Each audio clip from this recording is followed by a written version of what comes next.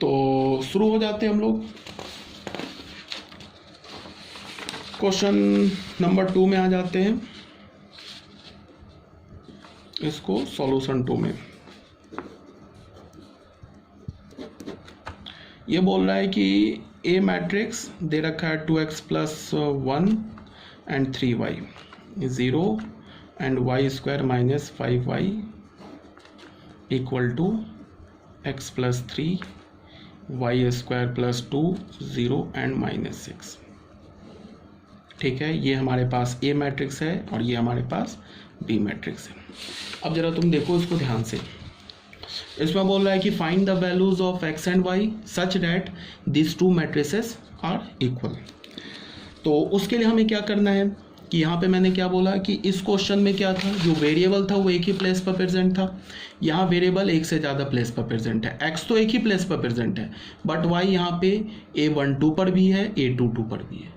तो इसमें थोड़ा हमें ध्यान रखना पड़ेगा। किस बात का ध्यान रखना पड़ेगा वो आप ऐसे देखो, जैसे हमें अगर ये दोनों मैट्रिक्स इक्वल है तो A11 का ये एलिमेंट है, ये भी A11 का एलिमेंट है, ये दोनों इक्वल होना चाहिए।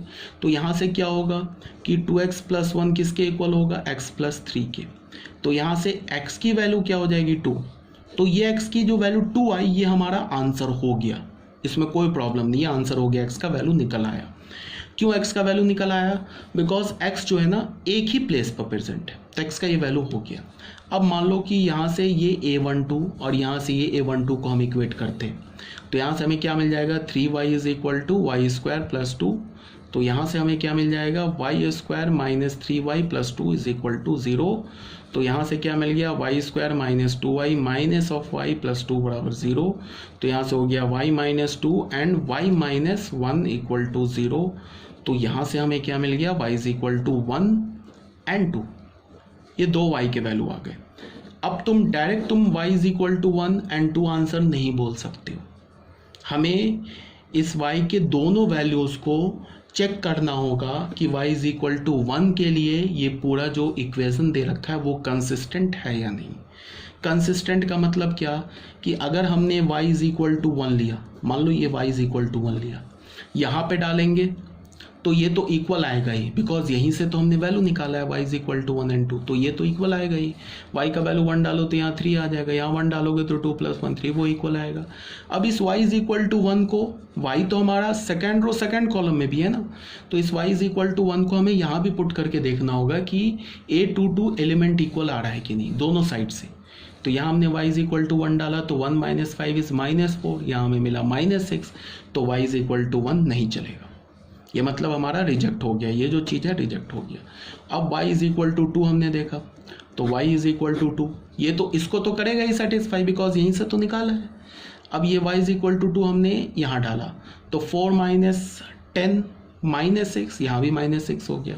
तो y = 2 से ये जो इक्वेशन है ये कंसिस्टेंट है, तो ये y = 2 हमारा एक्सेप्ट हो गया, y = 1 रिजेक्ट हो गया।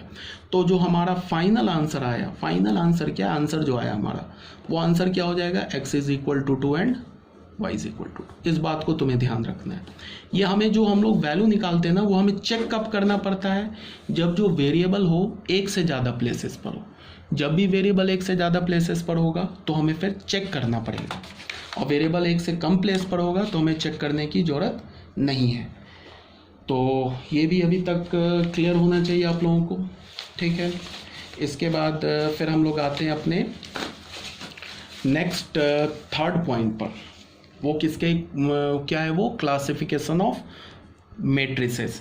ये सब सिर्फ फैक्ट वाली बात है, मतलब एक इंफॉर्मेशन है, कोई कंसेप्ट यूज़ नहीं है, कोई दिमाग नहीं लगेगा, बस सुन लो एक बार, समझते जाओ। सबसे पहले आते हैं हम रो मैट्रिक्स पर। रो मैट्रिक्स नाम से ही हमें पता चल रहा है मैट्रिक्स हैविंग 1 रो ओनली। वैसे मैट्रिक्स को हम रो मैट्रिक्स बोलेंगे जिसमें सिर्फ एक रो हो, कॉलम कितने भी हो चलेगा, 2 कॉलम हो, 4 कॉलम हो, 10 कॉलम हो चलेगा, बट रो एक ही होना चाहिए। अगर रो एक से ज़्यादा हो गया तो फिर वो रो मैट्रिक्स नहीं बचेगा, ठीक है ना। क्लासिफिकेशन ऑफ मैट्रिक्स में हम ये पढ़ रहे हैं। तो अगर मैंने बोला मैट्रिक्स हैविंग ओनली 1 रो, इस बात को ध्यान रखेंगे, इज कॉल्ड और रो मैट्रिक्स।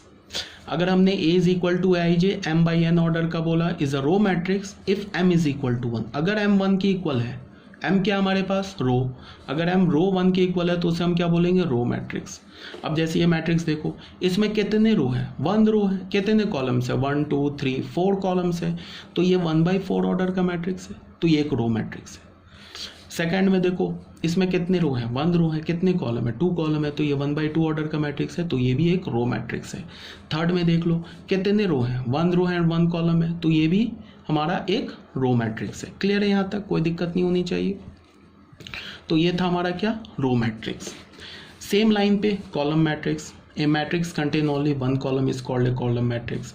अगर ये हमारा एक कॉलम मैट्रिक्स है तो M तो कुछ भी हो चलेगा, बिकॉज M तो रो को रिप्रेजेंट करता है, बट N का वैल्यू 1 होना चाहिए। N किसे रिप्रेजेंट करता है, कॉलम को, तो कॉलम 1 होना चाहिए, इस बात को आप ध्यान में रखेंगे। तो ये कॉलम मैट्रिक्स हो गया, ठीक है।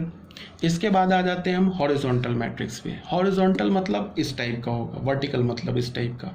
तो मैट्रिक्स हॉरिजॉन्टल कब बनेगा, ये बहुत ही सिंपल सी बात है, जब उसमें कॉलम्स ज़्यादा हो, कॉलम्स ज़्यादा हो रो कम हो, तो वो मैट्रिक्स कैसा दिखेगा, हॉरिजॉन्टल टाइप। और जब उसमें कॉलम्स कम हो रो ज़्यादा हो तो वो कैसा दिखेगा, वर्टिकल टाइप। जैसे हमने बोला कि एक मैट्रिक्स है M बाई N ऑर्डर का, ठीक है। तो अगर ये मैट्रिक्स हमारा एक हॉरिजॉन्टल मैट्रिक्स है तो क्या होना चाहिए कि जो रो है वो कम होना चाहिए, किससे, कॉलम से, तो वो हॉरिजॉन्टल मैट्रिक्स हो जाएगा। तो number of rose should be less than number of column. जैसे ये देखो, ये थोड़ा लग रहा है ना देखने में हॉरिजॉन्टल टाइप का, देखने में क्या है, ये हॉरिजॉन्टल मैट्रिक्स, तो उसमें कितने रोज दिख रहे हैं, 1 रो एंड 2 रो, कितने कॉलम दिख रहे हैं 1 2 3 4 कॉलम्स दिख रहे हैं एंड 2 रोज दिख रहे हैं।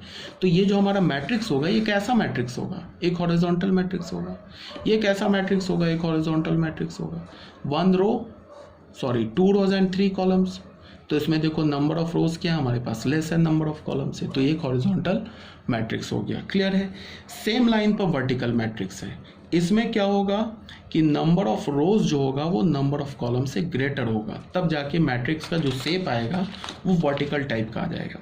तो इसको हम डिफाइन ऐसे ही करेंगे, AIJ M by N order का है, अगर ये हमारा एक वर्टिकल मैट्रिक्स है तो यहाँ पे N इज इक्वल टू 1 होना चाहिए, ठीक है। M का वैल्यू चाहे कुछ भी होता रहे, 2 हो 4 हो 10 हो, उससे हमें कोई मतलब नहीं, बट हमें सिर्फ किस पर ध्यान रखना है, N पर। कॉलम एक होना चाहिए, रो कितना भी हो जाए चलेगा, उसमें हमें कोई प्रॉब्लम नहीं होनी चाहिए।